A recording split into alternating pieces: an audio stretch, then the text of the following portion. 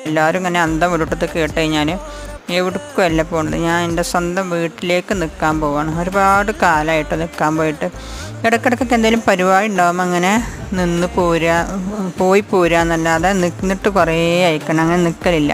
അപ്പം ഹസ്ബൻഡ് നാട്ടിലായതുകൊണ്ടേ ഹസ്ബൻഡിൻ്റെ അടുത്ത് നിൽക്കാൻ എനിക്ക് തോന്നിയല്ലോ കേട്ടോ. അപ്പോൾ ഞാനിതാ മനസ്സോടെ ഓണത്തിന് പൂട്ടിയതല്ലേ 2 ദിവസം വന്ന് നിൽക്കുകയാണെങ്ങാണ്ട് അങ്ങനെ വിളിക്കൂട്ടോ. ഞാൻ ചെറിയ 2 ദിവസം ലീവൊക്കെ ആണെങ്കിൽ എന്തെങ്കിലുമൊക്കെ പറഞ്ഞു കണ്ട് ഒയ്യലാണ്, അപ്പോഴും ഒരു വിളിക്കലുണ്ട് കേട്ടോ. പക്ഷെ ഇത് 10 ദിവസം ലീവ് ഉണ്ടാകുമ്പോൾ നമ്മൾ എന്ത് കാരണം പറയാം. അപ്പോൾ ഞാനിതാ 10 ദിവസത്തിൽ 5-ാമത്തെ ദിവസമാണ് ഈ പോണത് കേട്ടോ.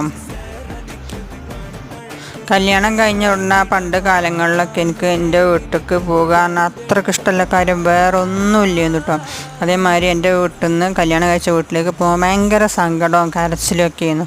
ഇപ്പം എനിക്ക് അങ്ങനെയല്ല കേട്ടോ. കുട്ടികളും ഭർത്താവും പ്രശ്നങ്ങളും പ്രാരാബ്ദങ്ങളൊക്കെ ആയപ്പോൾ ഈ വീട് വിട്ടിറങ്ങുന്നത് എനിക്ക്